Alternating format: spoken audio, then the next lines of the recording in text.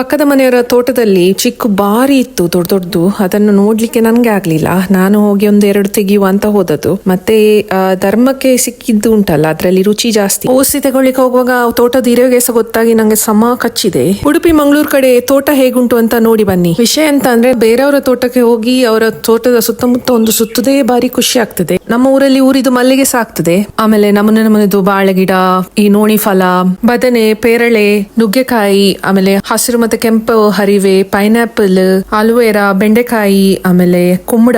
ಅದು ಹಾಡು ಉಂಟಲ್ಲ, ಬೆಂಡೆಕಾಯಿ ತೊಂಡೆಕಾಯಿ ತೋಟದಲ್ಲಿದೆ ಅಂತ, ಅದೇ ಇದು ತೋಟ. ನನ್ಗೆ ಪ್ರತಿ ಸತಿ ಈ ಒಂದು ಕಂಗಿನ ತೋಟದ ಮಧ್ಯೆ ಹೋಗುವಾಗ ನೆನಪಾಗೋದು ನನ್ನ ಅಜ್ಜಿ ಹೇಳಿದ ಮಾತು, ನನ್ನ ತೋಟದಲ್ಲಿ ಕೈ ಬೀಸಿದರೆ ಕೇಳುವವರು ಯಾರು ಅಂತ. ಒಬ್ಬ ಹಾಂಕಾರಿ ಈ ಕಂಗಿನ ತೋಟದಲ್ಲಿ ಕೈ ಬೀಸ್ಕೊಂಡು ಹೋಗಿ ಕೈ ಮುರಿದಿದ್ದಂತೆ. ಸೊ ಹಾಂಕಾರ ಮಾಡುವವರಿಗೆ ಅದೆಲ್ಲ ಹೇಳ್ತಾರೆ. ಮತ್ತೆ ಇಲ್ಲಿ ತಿಮರೆದು ಎಲೆ ಚಿಕ್ಕೆ ರೋಗ ತುಂಬಾ ಚಟ್ನಿ ಮಾಡಿ ಕೊಟ್ಟಿದ್ರು, ಬ್ರೈನ್ ಶಾರ್ಪ್ ಇರಬೇಕು ಅಂತ. ಮೋಸ್ಟ್ಲಿ ನಾನು ಹುಷಾರಾಗಿದ್ದು ಇದ್ರಿಂದಾನೆ ಅಂತ.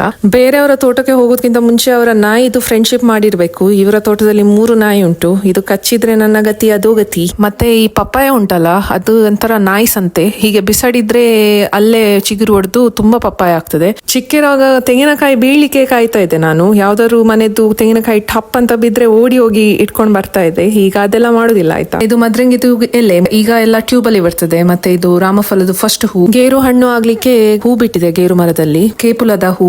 ಈ ಹೂ ಇದು ಕೆಳಗೆ ಸಕ್ಕರೆ ಆಗಿ ಸ್ವೀಟ್ ಇರ್ತದೆ, ಅದನ್ನು ಬಾಯಿಂದ ಚೀಪ್ತಾ ಇದ್ವಿ ಚಿಕ್ಕ ಇರುವಾಗ. ಕೆಮಿಕಲ್ ಯೂಸ್ ಮಾಡುದಿಲ್ಲ, ಮಣ್ಣು ಬರ್ತದಲ್ಲ ಮಳೆಗೆ, ಅದರ ಒಟ್ಟಿಗೆ ಇದ್ದ ಕಸ ಕಡ್ಡಿ ಎಲ್ಲ ಒಟ್ಟಿಗೆ ಸೇರಿಸಿ ಬೆಂಕಿ ಹಚ್ಚಿ ಇದಕ್ಕೆ ಸುಡು ಮಣ್ಣು ಅಂತ ಹೇಳುದು. ಇದನ್ನ ತೆಂಗು ಕಂಗು ಆ ಮರದ ಕೆಳಗಡೆ ಹಾಕ್ತೇವೆ. ಆಮೇಲೆ ಬಸಳೆ, ಆಮೇಲೆ ಕೋಳಿ ಇಲ್ಲಿ ಮರ್ಡರ್ ಆಗ್ತದೆ. ಯಾರು ಗೆಸ್ಟ್ ಬಂದ್ರೆ ಇಲ್ಲ, ನಾವೆಲ್ಲ ವರ್ಷಕ್ಕೊಂದ್ಸತಿ ಬರುವಾಗ ಒಂದು ಕೋಳಿ ಹೋಗ್ತದೆ. ಉರಿದು ಕೋಳಿ ಒಟ್ಟಿಗೆ ಕಪ್ಪು ಕೋಳಿ ಸಹ ಇದೆ. ನಾನು ಹತ್ರ ಹೋಗ್ಲಿಲ್ಲ, ಮತ್ತೆ ಅಟ್ಯಾಕ್ ಮಾಡ್ತದೆ. ಅದಕ್ಕೆ ನಂದು ಗುರ್ತಾ ಇಲ್ಲ ಅಲ್ಲ, ಸುಮ್ಮನೆ ಯಾಕೆ ಅಂತ ದೂರದಿಂದಲೇ ಅದ್ರದ್ದು ಚಂದ ನೋಡುದು. ಅಷ್ಟು ದೊಡ್ಡ ತೋಟ ಇದ್ರು ಬುಲ್ಬುಲ್ ಹಕ್ಕಿ ಬಂದು ಚಟ್ಟಿಯಲ್ಲಿ ಒಂದು ಮರಿ ಇಟ್ಟಿದೆ. ಆಮೇಲೆ ಇಲ್ಲಿ ಹೊಗೆ ಹಾಕ್ಲೇಬೇಕು. ಹೊಗೆ ಎಂತಕ್ ಹಾಕಿದಂದ್ರೆ, ನನ್ನ ಬಿಗ್ಗೆಸ್ಟ್ ಎನಿಮಿ ಸೊಳ್ಳೆಗೆ. ಎಂತ ಕೆಲಸ ಮಾಡುವಾಗ್ಲೂ ಸೊಳ್ಳೆ ಒಂದು ಕಚ್ಚುತ್ತದೆ. ಅವರೆಲ್ಲರೂ ಹೇಳುದು ನನ್ನ ರಕ್ತ ರುಚಿ ಅಂತೆ. ಎಂತ ಸೊಳ್ಳೆಗೆ ಟೇಸ್ಟ್ ಗೊತ್ತಾಗ್ತದ. ಮತ್ತೆ ಇನ್ನೊಂದು ನಾನು ಚಿಕ್ಕ ಮಾಡ್ತಾ ಇದ್ದದ್ದು, ಈ ಒಂದು ಅಡಿಕೆಯನ್ನ ಹೆಕ್ಕಿ ಅದನ್ನ ಒಣಗಿಸಿ ಈ ತರ ಓಪನ್ ಮಾಡಿ ಅದನ್ನ ಮಾರಿ ಒಂದ್ಸತಿ 5ನೇ ಕ್ಲಾಸಲ್ಲಿ ಇರುವಾಗ 900 ರೂಪಾಯಿ ಮಾಡಿದ್ದೇನೆ ಒಂದು ಅಡಿಕೆಯನ್ನ ಸೇಲ್ ಮಾಡಿ.